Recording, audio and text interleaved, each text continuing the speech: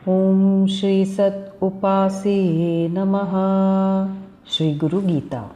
गुरु शब्द किसके लिए प्रयुक्त होता है, इसकी परिभाषा समझाई गई है। श्लोक 26। गूढ़ा विद्या जगन्माया देहश्चाज्ञान संभवः विज्ञानं यत् प्रसादेन गुरु शब्देन कथ्यते।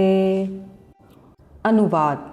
ये संसार प्रकृति का ही एक रहस्यमय और अज्ञान से भरा रूप है। जब तक हमें ये बोध नहीं होता कि हमारा शरीर परब्रह्म का ही स्वरूप है, तब तक हम शरीर को ही अपना आत्मा मान लेते हैं। इस अज्ञान को दूर कर सत्य के ज्ञान को सहज और सुलभ बनाने वाले महापुरुष को ही गुरु शब्द से संबोधित किया गया है। भावार्थ।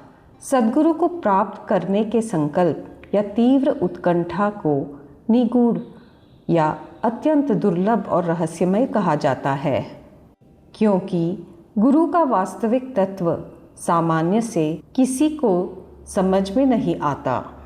जो लोग केवल सांसारिक इच्छाओं, आकांक्षाओं और वासनाओं में डूबे रहते हैं, वे गुरु शब्द की महिमा और उनके वास्तविक महत्व को कभी नहीं समझ सकते। गुरु सांसारिक अज्ञान का नाश करके ज्ञान के दिव्य प्रकाश को प्रज्वलित करने वाले साक्षात परमात्मा के अंश हैं। ऐसे परम समर्थ गुरु के प्रति अनन्य भक्ति रखने और उनके चरणों में अपना सर्वस्व समर्पित कर देने की सामर्थ्य से ही एक भक्त इस अज्ञान रूपी संसार सागर से पार हो पाता है। वेदांत के अनुसार केवल वो ही सत्य है जो शाश्वत और अपरिवर्तनीय है, और जो अशाश्वत है वो माया है। ये माया मनुष्य के वास्तविक स्वरूप और उसके चारों ओर व्याप्त जगत के वास्तविक सत्य को ढकने वाला एक पर्दा या आवरण है। इसी माया के प्रभाव में आकर संसार के लोग ये मेरा है वो तेरा है के अंतहीन चक्र में फंसे रहते हैं। जिस प्रकार किसी वस्तु पर जमी धूल को साफ करने पर उसका वास्तविक रूप प्रकट हो जाता है, ठीक उसी प्रकार माया के दूर होने पर ही परम सत्य की अनुभूति होती है। माया के प्रभाव को दर्शाने वाली एक कथा, नारद और श्री कृष्ण का प्रसंग। एक बार संपूर्ण ब्रह्मांड में विचरण करने वाले देवर्षि नारद ने भगवान श्री कृष्ण से एक प्रश्न पूछा। हे प्रभु, ये माया क्या है? मैंने इसके बारे में बहुत सुना है, परंतु मुझे इसका प्रत्यक्ष अनुभव कभी नहीं हुआ। कृपा करके मुझे इसके विषय में समझाएं। श्री कृष्ण मंद मंद मुस्कुराए और उनसे कोई दूसरा प्रश्न पूछने को कहा, किंतु नारद जी अपनी बात पर अड़े रहे और माया की परिभाषा जानने का आग्रह करते रहे।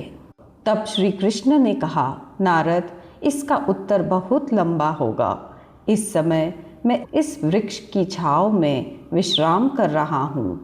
क्या तुम मेरे लिए कहीं से थोड़ा जल ला सकते हो? भगवान की सेवा का अवसर पाकर नारद जी अत्यंत प्रसन्न हुए और तुरंत जल लेने चल पड़े। नारद जी पास के ही एक कुएं पर पहुँचे। वहाँ उन्होंने कुएं से जल भर रही पद्मिनी या सद्मिनी जाति की एक अत्यंत रूपवान और अनुपम कन्या को देखा।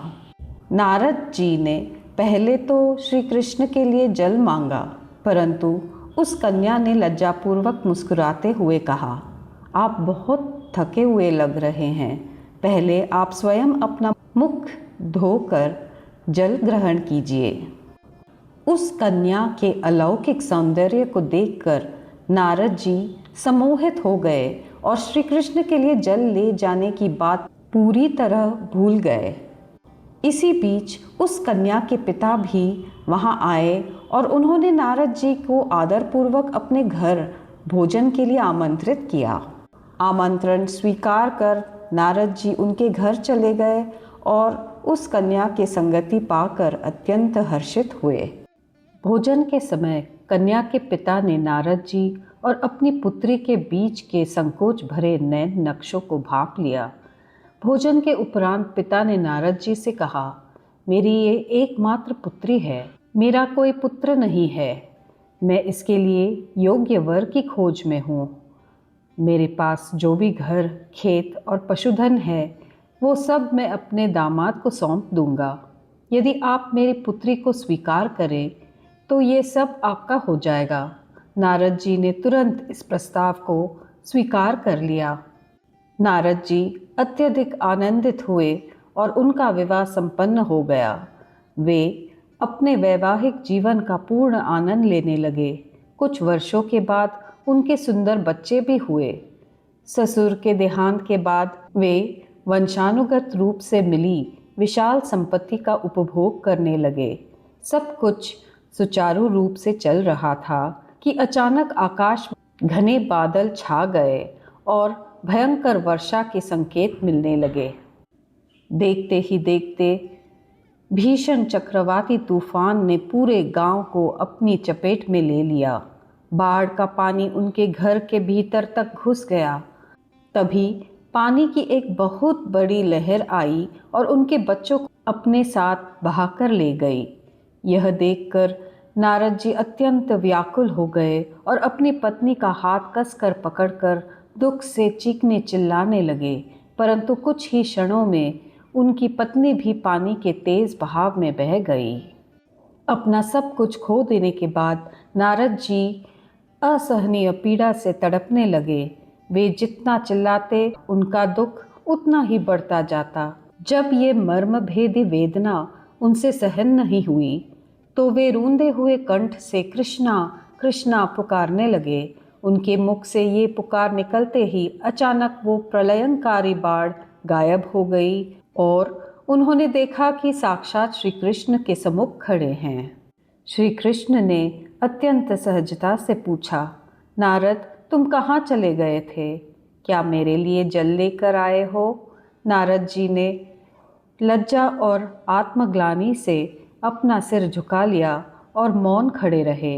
इस प्रकार श्री कृष्ण ने उन्हें अपनी माया की शक्ति का दिग्दर्शन कराया।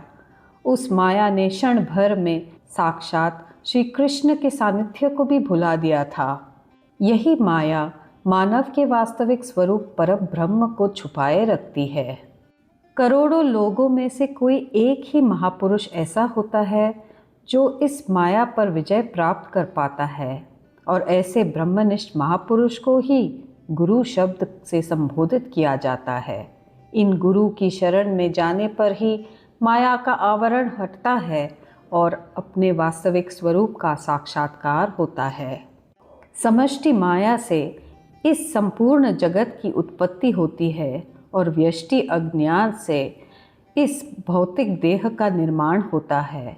अज्ञान के वेश में रहने वाले लोगों को यह माया ही परम सत्य प्रतीत होती है। वे मेरा घर, मेरा परिवार, मेरे सगे संबंधी को ही शाश्वत सत्य मानकर इसी ब्रह्म में अपना जीवन व्यतीत कर देते हैं। ऐसे भटके हुए और अनाथ जीवों को परम विज्ञान यानी परम ज्ञान प्रदान करने वाले महापुरुषों की प्राप्ति के लिए निरंतर प्रार्थना करनी चाहिए। यहाँ विज्ञान का अर्थ ये है कि मनुष्य इस संसार रूपी मायाजाल में फंसकर परिवार, दाम्पत्य, धन संपत्ति और ऐश्वर्य को ही अंतिम सत्य मानने के भ्रम में न जिए और मैं का अर्थ सप्त धातुओं से निर्मित इस नश्वर शरीर को मानकर अपना अमूल्य समय व्यर्थ न करे, बल्कि इन सब को केवल अपना कर्तव्य समझे और अपने आत्मस्वरूप के ज्ञान के माध्यम से ऊर्ध्वमुखी यानी आध्यात्मिक उन्नति की ओर यात्रा करें। इस विज्ञान को केवल पुस्तकें पढ़कर प्राप्त नहीं किया जा सकता। पढ़ने से शब्दों के अर्थ तो जाने जा सकते हैं, परंतु सत्य के मार्ग की वास्तविक दिशा का बोध नहीं होता। जो महापुरुष इस विज्ञान में सदैव स्थिर हैं, उनकी शरण लेने पर उनकी असीम कृपा से माया का आवरण हटता है और आत्मज्ञान की प्राप्ति होती है। परमेश्वर शिव माता पार्वती को यही समझा रहे हैं कि ऐसी साक्षात आत्मानुभूति से संपन्न महापुरुष को ही वास्तव में गुरु कहा जाना चाहिए। परमहंस सद्गुरु श्री सत उपास्य उवाच, जो किसी के हाथों से भी संभव नहीं है, गुरु अपने भक्तों को अनुग्रह करने के लिए आता है। नहीं तो गुरु को आने की क्या आवश्यकता थी?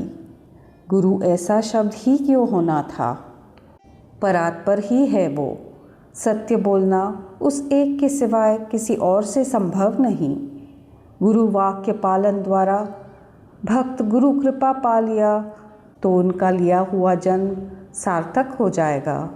गुरु की भी वही इच्छा रहती है। इसके लिए जो कोई भी तैयार रहते हैं, जो कोई भी पुकार को सुन लेते हैं, 100% वे परागति ही प्राप्त करते हैं। गुरु सत्य क्या है, असत्य क्या है, ये दिखाता है। आप किसको चुनते हो? संसार में वैसे भी आए हुए हो, वो जैसे तैसे चल जाएगा, इसलिए उस पर अधिक जोर मत दीजिए। शाश्वत परमात्मा की ओर ही अपनी दृष्टि रहनी चाहिए। परमामृत सार, पृष्ठ 36। श्री सत उपास्ये नमः।